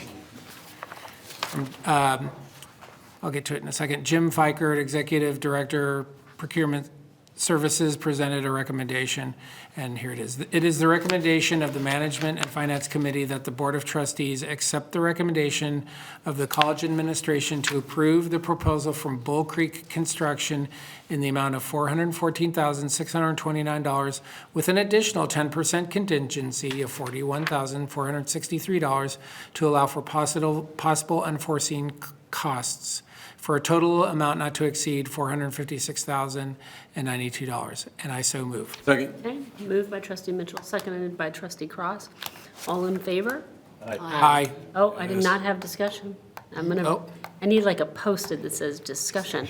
Is there any discussion? It's not so easy sitting there. It's not. You sit next to him for 2 years and you think, what's going to do it? And then you're here and a little more. Yes, You're doing trustee great. Carroll. Thank you, Madam Chair. I just wanted to ask, have we worked with this construction company before? Yes, Yeah. we have. Okay. They're currently engaged in some classroom projects on campus. Okay. That was my only Other question. questions? For years, we've used them for And years. just a comment, I forgot to mention, this is for active learning classrooms, of Yes. course. Yes. Okay, trustee Rattan. I do not have, it was something else. Okay. Any further discussion on the motion? All right, so we're just going to redo that. Sorry, Liz, we're going to just redo that. And all in favor? Aye. Yes. Aye. Any opposed? Hearing none, motion carries 7-0. All right, is that, do you have any more to your report, trustee Mitchell? Assuming we follow our normal schedule, the next committee meeting will be on March 4th in this room, and that concludes my report. Thank you, Madam Chair. Very good, thank you. Yes. I did want to say, I know that when we review the auxiliary services, it looks like they're losing money and we subsidize them, but I do think that it's a priceless service with childcare, cafeteria, and Dining service. dining service, well, cafeteria, Dining, Bookstore. childcare, and bookstore, bookstore. childcare. Mhm. It's a priceless benefit that a very valuable benefit we provide to the students that are here, and I'm glad that we do. Thank you. Trustee Cross and then trustee Jennings. Thank you, Madam Chair. Just briefly, I thank trustee Rattan for raising the issue, and I know I asked several questions about auxiliary services and why we're subsidizing it. I agree with trustee Rattan that it's important to feed people, and that if we brought in merchants, that they probably lose money, so we'll just go ahead and lose the money and subsidize it for, our students to meet the mission of a community college. So I commend President Mixon and his administration for doing that. And then I've been here, like, we have trimmed the budget and limited the auxiliary services ability to, sell books and do different things. So some of it has been self-impaired, and I had requested a 10-year look back on what we had been spending on auxiliary services, and it's come down. So we've asked them, frankly, to do more with less, and I really appreciate it. So Yeah. I just wanted to let, you probably know or trust this, but the public know that we ask questions, and Right. I grilled them. Yeah. All right, thank you, trustee Jennings. I would just want to add to that those auxiliary services are what allow our students to be on campus and stay on campus and continue with their education. At the last ACCT conference I was at, one of the headliners spoke about single moms, and the single biggest barrier was childcare for them to return or to invest in trying for college anyway. So the fact that we can provide that, and I feel like we have a universal feeling that it's an important investment back into our students so that they will stay and complete their goals. So, yeah, thank you very much. Okay, trustee Mitchell, thank you very much for your report. You bet. And we are going to move on to trustee Jennings with the Student Success Committee. Thank you, Madam Chair. The Student Success Committee met at 9:45 a.m. on Wednesday, February 4th, 2026. Information related to the meeting can be found on pages 13 through 15 in the board packet. Curriculum updates were shared by Dr. Barry Bailey, professor librarian, who explained the process of bringing curriculum to Student Success Committee meetings. It's kind of they've shortened it, so it's not item by item by item. And so it made a lot of sense. So thank you, Professor Bailey. Affiliation agreements, new and renewal. Dr. Gurbachan Singh presented a contract renewal from V2X Professional Services for the Automotive Technology Department. Details can be found on page 26 in the consent agenda of the February 19th board packet. There was a grant update by Melinda Bryan Smith, the Executive Director of Grants Development, and Anthony Fenari, Senior Grant Professional. They provided a report on grants leadership and development. Melinda explained the life cycle of a grant, planning, preparation, and post-award services. She said grant fund scholarships not only in academics, but also in the WDCE and finance and administrative services. Total grant dollars awarded for the fiscal year 24-25 from federal, state, and private funding was $2.3 million, with 48 active grants totaling $4.4 million. Anthony presented community outreach grants that include Japanese language learners event, the U.S. Department of Agriculture Cultivate KC, and National Education Association Foundation that is part of the Envisions Equity Grant. Melinda listed all of the internal departments that the grants office is fortunate to work with, and thanked them all for their support. And I just want to add that they pretty much touch every department. They really get out there and do their work and provide support and encouragement for people to actually apply for grants, and kudos to them. Communications, English, and Journalism Division, Dr. Brian Shaver, Dean of Communications, English, and Journalism, provided an update on the division. He explained the two departments were combined to create the division. Communication Department is made up of Communication Studies, ASL Deaf Studies, Foreign Languages, and Healthcare Interpreting, and the English Journalism Departments is made up of English, Journalism, and Mass Media Communications, and English for academic purposes. Dean Shaver highlighted campus and community engagement achievements, including the Stein Speaking Showcase, a science fiction convention, the JCCC Japanese Shorts Festival, and the Cavalier Conference on Writing and Literature. The division also offers many curricular and co-curriculars, including new courses in African American literature, sports media, and Las Pintas Service Learning Experience. Co-curricular activities include debate classes, the Student Media Center, and the Messenger. Debate classes are consistently rated among the top in the country. The Messenger is the official student-produced news website, which is also a learning lab for students interested in journalism as a career. And it was kind of resurrected just a couple years ago, and I think it's doing really well. So again, kudos to that. Dr. Jay Antle and Dr. Allison Rost Allen provided an update on the Center for Sustainability. Jay shared the Sustainability Policy 217.10 and the history of sustainability at Johnson County Community College beginning in 2008. He also highlighted the many awards the department has won, including the 2025 Gold Stars rating, with JCCC being the #1 community college in the U.S. and 5th internationally. The Open Petal Farm is a 4-acre farm on the northwest side of campus, which is a lab for the Sustainable Ag program. The Student Sustainability Committee helped with many projects in 24-25, which included the honors pumpkin carving, the making of Our Planets Live, the cider and sunset, and an e-waste recycling event. Allison highlighted curriculum updates. Curriculum enhancement, JCCC's Sunflower Project, with over 92,000 students completing a sustainability-focused or inclusive course from fall 2013 through spring of 2025, which is amazing. The Sustainability Distinction Program consists of 12 credits plus additional activities, including a choice of 3 credits from each sustainability pillar. Those are social, environmental, and economic course options.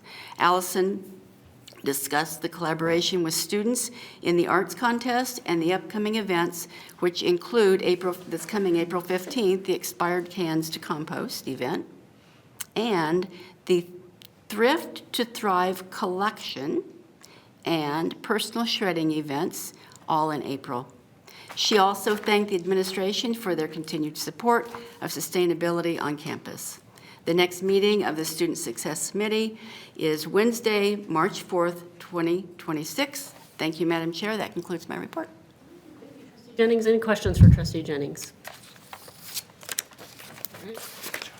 Thank you very much. And with that, we are going to move to the President's recommendations for action, starting with the lovely, ever-present Trustee Mitchell with the Treasurer's report. Thank you, Madam Chair. The board packet, pages 17 through 25, includes the treasurer's report for the month ended December 31st, 2025. The first page of that, which is page 17 of the packet, includes the general post-secondary technical education funds, which are the primary operating funds of the college. Not in your packet, just for information, the state operating grant payments of $12.8 million and an ad valorem property tax distribution of $70.5 million were received during January, and that will be reflected on next month's report. Expenditures of the primary operating funds are within the approved budgetary limits, and I have a recommendation. It is the recommendation of the college administration that the Board of Trustees approve the treasurer's report for the month ended December 31st, 2025, subject to audit, and I so move. Okay, Trustee Mitchell moves, Trustee Rattan seconds. Any discussion? I remember this time. All right. Very good. All in favor? Aye. Trustee Cross? Yes. Any opposed? Hearing none, the motion carries 7-0.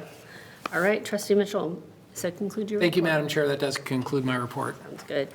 All right, Dr. Mixa, it brings us to our monthly board report from you. All right, thank you very much for the opportunity. First off, the enrollment report should be at your desk or at your place there. In general, we are a little bit behind last year at this time. We had some withdrawals. That could be because of the timeline of withdrawals at this time versus last year, but down in head count about 78 students, and then in credit hours about 187 credit hours. So, but we'll continue to work on enrollment and making sure that it's where it's at. So again, a little bit about timing, but essentially we're flat from last year to this year at this point in time. On our workforce development and continuing education side, we've trained about, I almost had the wrong number, 11,344 students this year, which is about 65% towards our goal of about 17,500 students. So we're moving along at a good pace there as well too. So I feel good about that. Feel good about both of them as we continue to move forward. And some other bits and pieces of information. In the workforce development and community education area, we received a CDL grant for veterans and their families. And so this is a great grant where it will pay for 9 people to get their CDL certificate as they go through that grant. It's through the Federal Motor Carrier Safety Administration. And this is, I think, the 9th time that we received the grant, and for a total of $797,000 over the years that we've received it. And we've impacted about 112 students in that grant, so it's really a great thing. I think also what makes it really important is, what's this program, about $5,000 or $6,000, somewhere in that range? $7,000. So, and this is a non-credit program, so there's not financial aid for it. So this is a great opportunity to help our students as they work through that. And we have a wonderful CDL program that we have on campus. In dining services, they're offering something new for me. I think it's something that they've done in the past, but they're calling it Crack of Dawn. So they did this on January 29th. It was a pop-up omelet bar by the bookstore, so it was really cool. The great part about it is they asked me to come along and do a little work. I tried to hang with Chef M, but I was nowhere near the omelet maker that she was. The headline after it said, flipping omelets all over the place. I happened to miss the thing. I've been working on my my beans to flip for the next time we do that, so we're excited. But we did sell between 30 and 40 omelets, and we have another event coming up that will do that, so we're really excited to do that. So it was a lot of fun, and I think it goes back to that dining services part of auxiliary services, trying to do different things to engage people throughout the campus. I might just want to reiterate that we chose the Johnson County of the Year, Greg Musel, and Deb and I as chairs of Some Enchanted Evening are trying to figure out how we're going to celebrate that night. There's a lot of ideas out there. I don't want to bring them forward at this time. Deb would be excited, or Deb wouldn't be excited, I should say. No, she would not. We got to do I got to do noon at the Nerman yesterday, so this was something that I was a little bit nervous about for my. If any of the math folks are out there listening, I'm not cheating on you, but I got to talk about art in the public setting, so that was a little bit nerve-wracking for me. But I got to discuss the meaning of one of the pieces up there. It's the one where you walk up the steps, and it's kind of like the gown that has all the dog tags in it by Do-Hoo Soo, if I pronounce that correctly. But for me, as a math person, so this does go back to math, you know, as you walk up or walk into that room, you see the symmetry of those dog tags and the really the circle on the ground and just the kind of the beauty of the piece. That's what I saw in it as well too.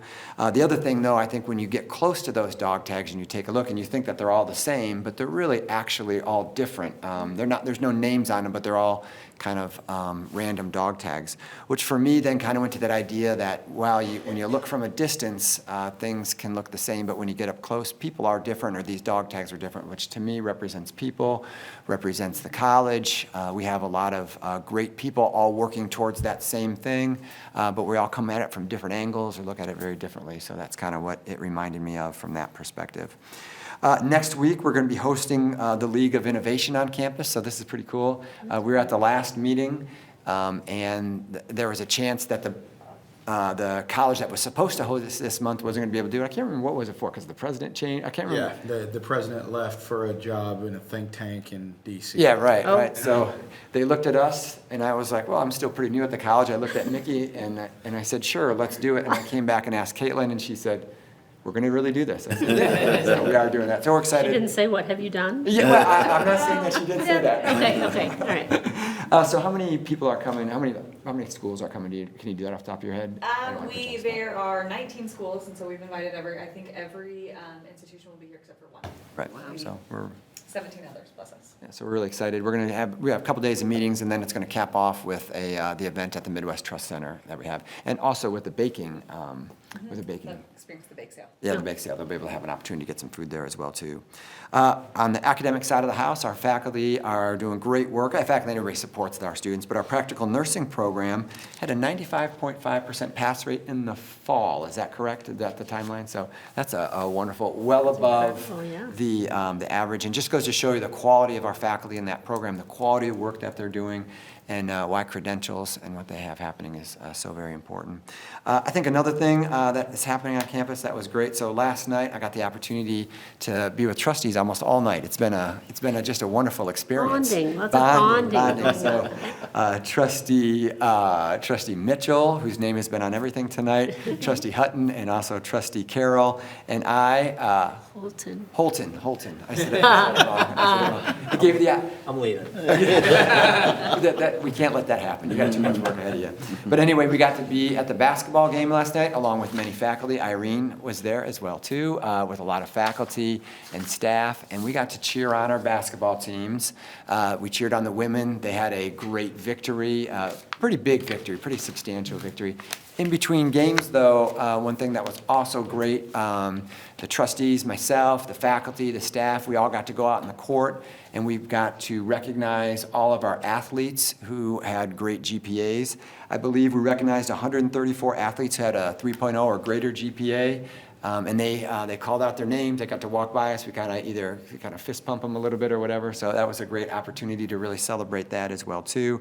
Another of the thing that I thought also was wonderful. Not only do we have 134 or so athletes have a 3.0 or higher, but we had another 50 that had an actual 4.0 GPA.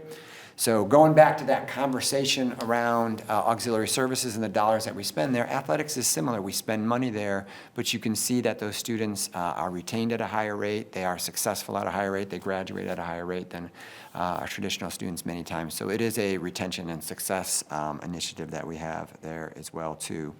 And then to end that part of what I would say is we are also, I like to brag, we are the only men's and women's basketball team across the country that is undefeated, and that's not just an NJCAA, that's at all levels of athletics. So I'm looking out at Chris, this is a marketing opportunity, let's get this thing rolling more. Noted this morning on 96.5. Awesome. And 610. Awesome. Well, we're looking for interviews on that big sports network that's on TV across the Yes, Yeah, that's right, exactly. And then the last thing I'd say is I had the opportunity again to spend time with some trustees in Washington, D.C. at the legislative agenda. They were rock stars that were out there, so I'd like to just step back and say, would the trustees like to make any comments about the time that they spent in D.C.? I'll go. So it was a wonderful conference, and we had the opportunity to speak with Sharice David's office, and then also Senators Marshall and Moran's office. They have been very supportive of us and all community colleges. And the focus of the Legislative Summit this year was really financial aid and strengthening the bedrock of the different grants that are available. One of the shining moments for ACCT is that they've worked for 12 years to get the short-term Pell Grants that's on the non-credit side, and they've achieved that.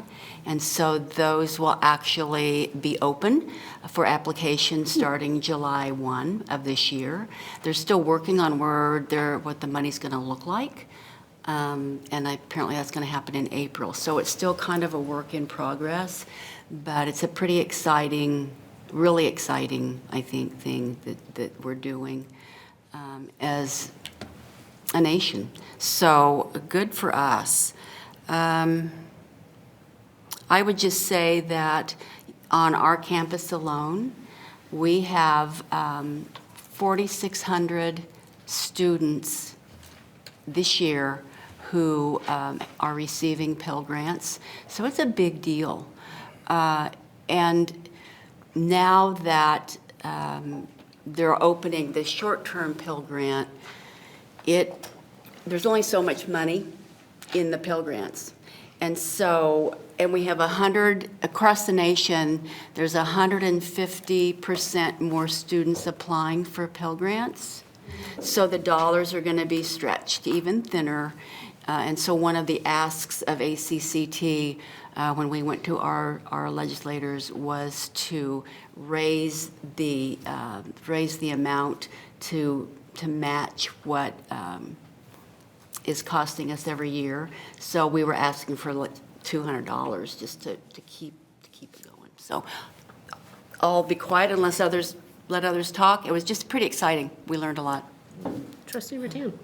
I'll say the most exciting thing for me was seeing Manu Raju from the news talk. That was really cool. But there was a discussion about how cuts to Medicaid and SNAP and changes in student loans, those are all affecting students. And we think everything's in separate pots, but it's all connected to student success. And I'll be honest that it wasn't a lot of happy conversations. There's a lot of discussions about changes to the Department of Education and some of that getting put into different departments, specifically the Department of Labor. Most of the departments have moved out.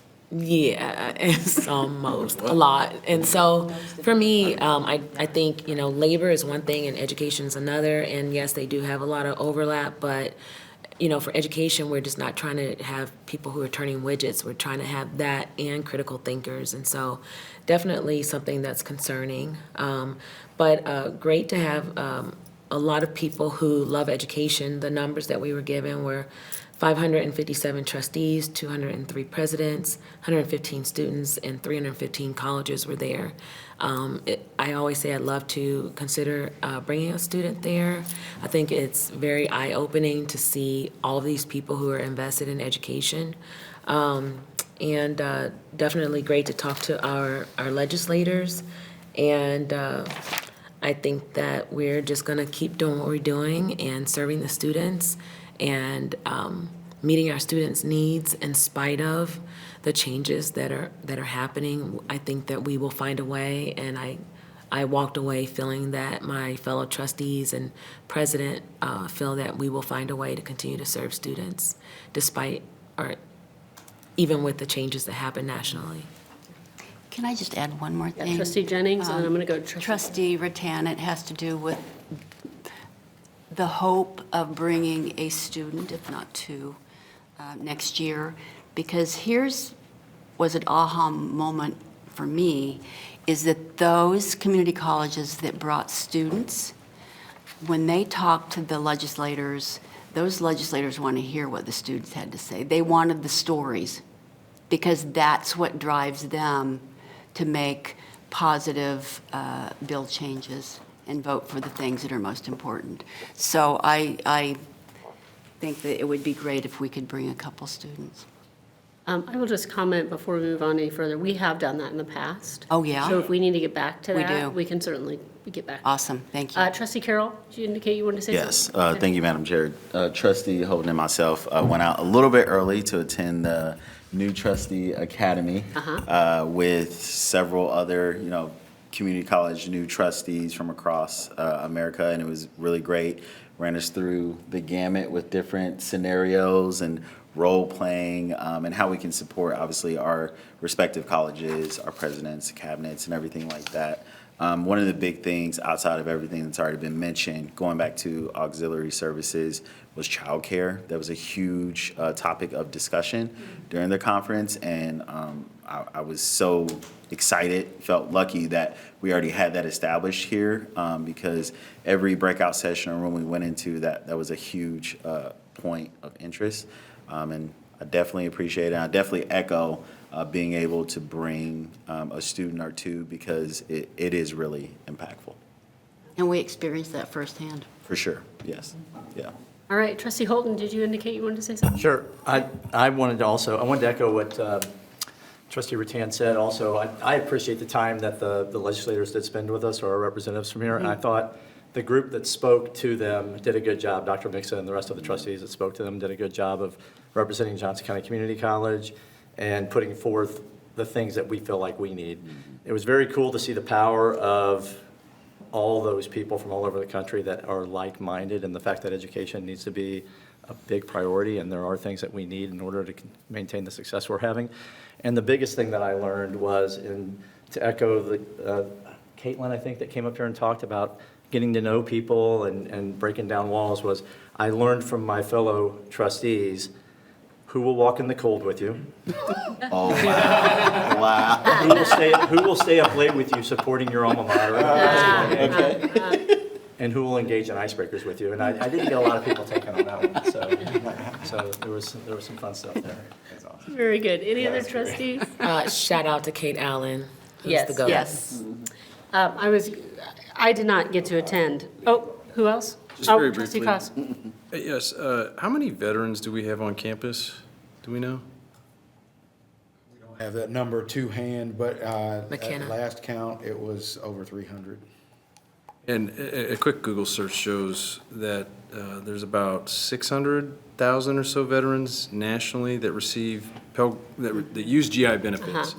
Of that number, 38 to 40%, so like 250,000 veterans use Pell Grants. And we're blessed to have services here for veterans and help people come back to school here after serving in the military. Both my brothers did. After they got out of the Marine Corps, they had the best bang for their buck here.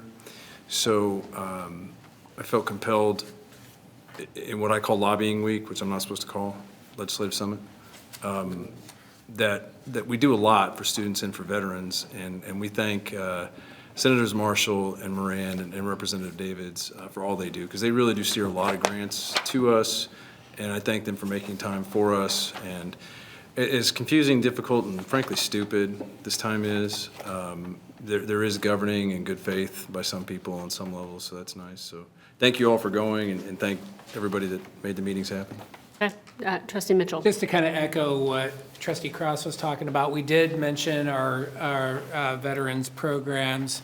to all of the legislators, and Senators Marshall and Moran in particular were, Senator actually Moran in particular, but both of them were very interested in that. And unfortunately, we did not get a chance to talk directly to Ms. Davids, but I think it was a very important thing that we discussed that with them, and they were happy to hear about that, and they were very interested in that. Okay. Anyone else? I will, no, please. Okay. I do want to say that I think we have brought a student in the past, and we have not done a great job at keeping that going and being really purposeful about the students we bring to tell the story of our college, because we're all a bunch of fuddy-duddy adults, and we're speaking to a bunch of fuddy-duddy adults. But when you have a student that comes in and they get to tell their story and how our institution impacted what's going on, those are the things that our legislators tend to remember and keep with them, and they like to go out and keep them. And I think just because Oliver has remained for the entire meeting, that he should be nominated as option number 1 for the next conference to drag to Washington, D.C. It is also one of my fondest memories in the 6 years of service I've been here, that when we did that, the student that we brought had never been to Washington, D.C., and we had 4 hours before we had to get on the airport. And Kate and Greg Musil and I got to every possible point of interest we could go to in those 4 hours and jam-packed it, and she had a blast. She thanked us a million times for getting to get a little glimpse of the Capitol, and it was a great memory that I know has kept with me, and I am assuming has stuck with her as well, and I think we should offer that from our students. So being intentional about, vets who are Pell Grant recipients would be a great example of us utilizing students that we already have that are receiving great things from us, but tuning into what our legislators need to hear, our federal delegation needs to hear from us, is a great next step. Trustee Jennings? And I would just say, bringing it full circle, bringing that student to those offices, it was that relationship, you could see it happen. Mm-hmm. Yeah. All right, with that, any question, or do you have more on your report? I was just going to say, again, you guys, great job. I really enjoyed it. And even Trustee Holton and Trustee Carroll, when I looked at, because the script didn't have you speaking, but when I looked at you, you guys just dove right in and got it done. So that was wonderful. So we do appreciate it. That is it. All right. Any questions in general for Dr. Mix's report? You covered quite a bit pretty quickly. I also learned that Trustee Holton can be President Mix's stunt double. He did get confused. He got confused. Because I did walk up to her afterwards, and she goes, I got confused. I thought you were here with when I saw trustees. Very good. Anybody else? Okay, well, I do. I have a couple things I wanted to bring up.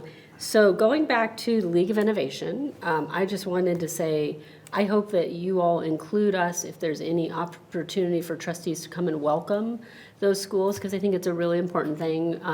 I know they often bring the president and a few staff. This is different than the site visit. This is just the league board meeting. We're just simply providing space for them. Gotcha. So it is a little bit different than when they come for a site visit. We'll still say, I think it's important that trustees welcome people on campus along with the president, and I would like to be, any of us included in just doing that, just at the beginning, so they know that we appreciate them. And appreciate Dr. Mixa extending the invitation, whether we knew it was coming or not. But I just wanted to speak to that and wondered if you could speak to, if we're hosting them, where are they going to be, all over campus? Are you doing different, because it's several days, you said, right? Yeah, it basically starts on Wednesday, goes till Friday. Okay. Yeah, so the first day are the league representatives, and then the next day are the league representatives and the board members, and they will just be over in RC in the CapFed conference rooms. Gotcha. For the most part. Okay. All right. I didn't know if we were going to try to give them a glimpse of every part of campus. We've got a few tours planned. Okay. Very good. And then some dinners, but Yeah. typically they're just kind of in meetings. Yeah. Dr. McLeod has been to several meetings, and he can kind of speak to that, but they're really just meeting all day, 8 to 4. Yeah. Okay. And then, no, the bringing students to ACCT, that was it. We're good. So we covered that. We'll get that done. All right. Very good. With that, we are going to move on to new business. I'm not aware of any new business. And I'm hoping that means we have no new business, so we're going to move on to old business. I'm also not aware of any old business that we need to wrap up or discuss. So that's going to take us to the consent agenda. The consent agenda is items that are brought up in a routine nature that we approve in one motion. Do I have a motion to approve the consent agenda as presented in the packet on pages 26 through 33? So moved. Trustee Cross moves. Second. Seconded by Trustee Mitchell. Any discussion? All right, with that, all in favor of approving the consent agenda? Aye. Aye. Okay, well, thank you, Trustee Cross, for making your voice heard. Emphatically. In making his voice heard. Any against? Do I have any against? All right, hearing none, the motion is approved 7-0. I'm losing it at the end of the night, as you can tell. Okay. That takes us to executive session, and tonight I'd like to entertain a motion to go into executive session for consultation with the legal counsel regarding a pending personnel matter, which would be deemed privileged in the attorney-client relationship. No action will be taken during this session. The executive session will last for 15 minutes, beginning at, do we need a bio break before? Okay. We'll do beginning at 7 p.m. and ending at 7:15 p.m., at which time open session will resume at the same location. Invited to join the executive session are all board members in attendance, Dr. Tony Mixa, Rachel Lears, and Kelsey Nazar. Do I have a motion? If I may, I have a quick question. Yeah. Do we really need to label it a bio break? And I meant to always ask Trustee Rail why she would say that. Like, we could just say, do we need a brief break? I will, from here forward, Trustee Cross, refer to it as a break. I think there needs to be a motion. No, I mean, bio break. I want to vote on this. I just don't like it. I just don't like it. Okay, so understood, recognized by the board chair, sir. Who made that motion now? Motion made by Trustee Mitchell. Did you make the motion? Yes. Okay, sure. Made by Trustee Mitchell, and who was it seconded by? No one. I second. Trustee Cross, I think, yeah, I thought it was you. Okay, so we will begin at 7 p.m. right over here in the Lytle Room and return after. So this is the bio break? Oh, we need to vote. Gentlemen, come back. Now we lost a Still, minute. we're all. Now we only got 4 We need to minutes vote for a on bio going break. into executive session, so all those in favor? Aye. Any opposed? Any, motion moves 7-0. We are now moving to executive session. 3 minutes. All right, we are back. We have just exited from the executive session where no action was taken, and I will entertain a motion for ending the meeting. Madam Chair, move to adjourn. All right, Trustee Mitchell, and seconded by Trustee Cross. Any discussion? Good. All right. All in favor, yes? Yes. Aye. All opposed? Motion carries. 3, 4, 5, 6-0. Thank you. That concludes our meeting. Hey, we're going to college.